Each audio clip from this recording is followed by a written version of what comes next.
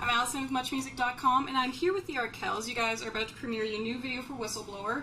I saw one the other day, though, with the Jays in it. I like that video. That one was good.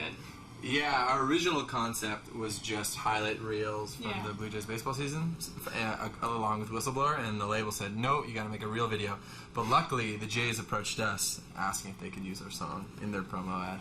That's pretty cool. Oh yeah, I grew up playing a lot of baseball, so it's very exciting for me. Do you get free seats out of that? How does that work?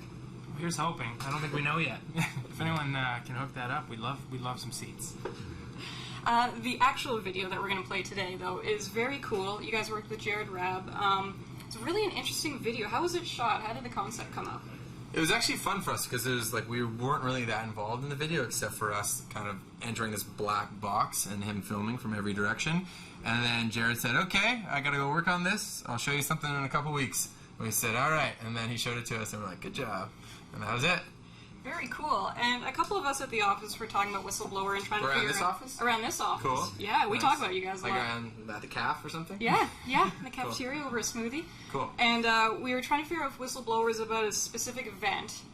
And we thought, okay, when we see the video, maybe it'll tell us. And it didn't. Is it about something like a specific news story? It comes from a news story that I heard on a podcast maybe a year and a half ago. But it could be applied to, I guess, a number of situations. We got an email from a real-life whistleblower who had the song forwarded to her by her friends. She just got fired from J.P. Morgan Chase, which is a financial institution, and for blowing the whistle on some bad lending they were doing. So it was very cool to hear someone reach out to us and say the song affected them in a cool way. Was the podcast you heard, was it about something in Virginia? Is that... No, not necessarily. That part's that's an artistic liberty. That's what they call that in the business. And whenever there's anything that takes place in Washington, D.C., something's always happening in Virginia because it's a bordering town, so I liked setting up the scene there.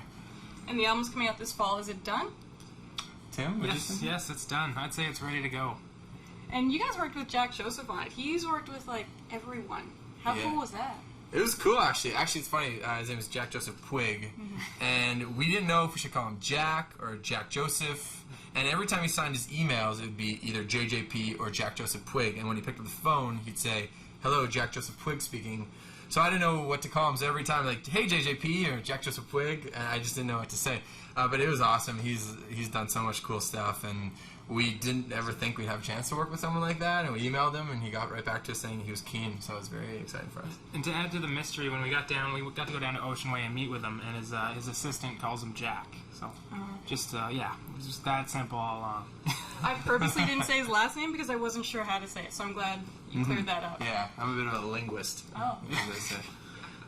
And you guys had some guests on the album. Did your dad sing on one of the songs? No.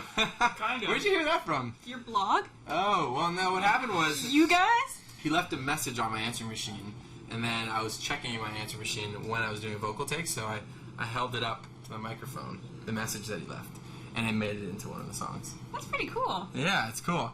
He has his own small business. So you know in CDs where they say like so and so appears courtesy of like Columbia Records or Universal Records, it'll be like Michael Kerman appears courtesy of Leading Edge Seminars, his small business that has nothing to do with music. That's amazing. And Kathleen Edwards, was she legitimately on it too, or did she just leave you a message? No, she left a message as well. No, she actually we recorded her part up at Tim's studio just north of the city. And we needed a girl to sing in sort of Fleetwood Mac kind of harmony, and we've done a couple shows with her, and she was gracious enough to come sing with us. Yeah, she didn't phone it in like Michael Kerman. I'm kidding. That's good. I like that. And you guys recorded at Bathhouse. Yeah. That's really cool. And of course, it's the Hip Studio, and in Kiss Cam, you've got a line for the Hip. Did you want to make sure you mentioned them on the album? Were you inspired being at their studio? Well, the song was written before we ever decided to record that. You know your stuff. Yeah, You did your homework. It's like I do this for a living. I know. I'm impressed. Yeah. No, the Bathhouse is really a great experience. It was in February, so we didn't have to tour. So we were just happy with not having to tour in the dead of winter. And we all lived together. We shacked up in... There's kind of the second floor is like a bed and breakfast-y style vibe, and the first floor is all recording gear. So initially our days started at like around 10 and would go to about 1 in the morning. And then everything kind of got pushed back. Yeah, I think by the end it was like we start recording around 5 p.m., 6 p.m. It just got pushed back. Seriously flipped everyone's days around, but yeah. And you guys have performed a lot of the songs that are on the album live. Is that a good way to kind of like test run a record? Yeah, I'd say so. It's you get the feeling of whether it's right or whether it feels right by playing them live, and you don't necessarily get that in your rehearsal space. So it's definitely good to play the songs, at least in our case, to really feel them out and see if it's connecting with the audience. And I read on your site too. You guys honestly have the best. I want to say the best band website I've seen in so long. Ah, Mike Mike's D, gonna be so our guitar happy player. to He do does that. all that stuff. It's Way to go, buddy. Yeah, keep it up. they're usually kind of a chore, and yours is like beautifully. It's so clear and everything. Oh, nice. I'm very proud of him. Yeah, it was great. But one thing though, you guys talked about on the blog was the car test, which I thought was such a good idea. Do you want to explain that? Because I think it's the coolest thing and very smart. Tim's the expert. I think too, because like Max said, we were really like living in this space and working in the same space. So it's unhealthy, I think, to be with the same people all the time. So it was like, okay, if anyone needs to take a drive, we'll get out and listen to sort of the pre-mixes in the van and just sort of get kind of the car test, which I think really certain things it more than tells you if it's working. It's more like what's not working. You get this like I don't know. You just to clear your head and sort of step back and really hear where you're at with the songs is important. So the car test. So smart. And you guys were at Blues Fest last week. Yeah. Thankfully, it wasn't as hot as it was today. Mm-hmm.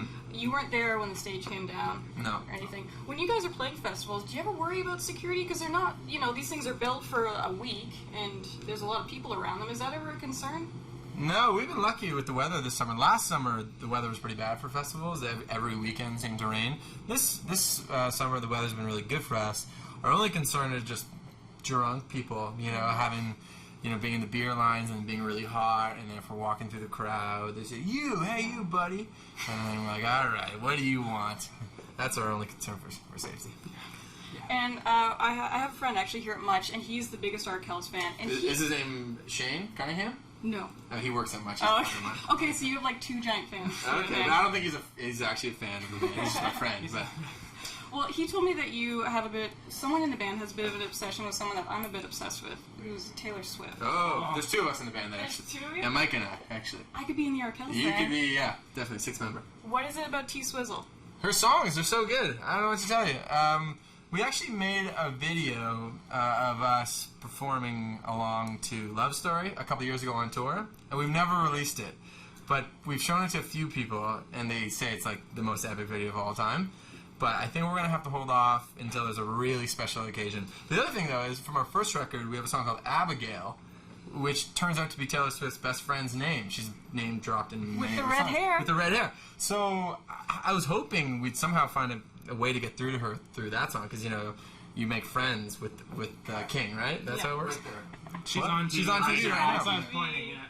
Oh, there she is. Yeah, so I'm hoping we can find time to collaborate at some point down the road. Did you see her last week when she was here? No, I went to her concert last summer, though. Me too. With my sister. I showed up the day of, and they released like 5 extra tickets. Yeah. And we got second row. It was awesome. It was just a great time. One big sing-along. Did you purposely take your sister, or were you going with no shame? Like, it's cool, I'm at a Taylor Swift Oh, concert. I would go no matter what. If my sister couldn't make it, I would have brought Mike. Did you get a hug? Because she hugs everyone. She loves hugging, and she does this sweet move for the first song where she just does this hair thing with her hair, and it looks awesome. And I was like, she went there. Are you going to grow yours out? No, I went through that phase. I'm over it. It's too hot. So, we're really excited for the album coming out this fall. What can we expect? Tim, what do you think? Good times? Good times, good record, I hope. No, we're very proud of it, so yeah, great record. Good. Well, when the full album comes out, you guys have to come back and play for us. Yeah, well, we're waiting for the invitation. Yeah. We'll RSVP as soon as we get it. Just say when. Yeah. Yeah. I'm going to invite you right now. Okay. This will be your invite. How do I RSVP? Hey. See you there. See you there.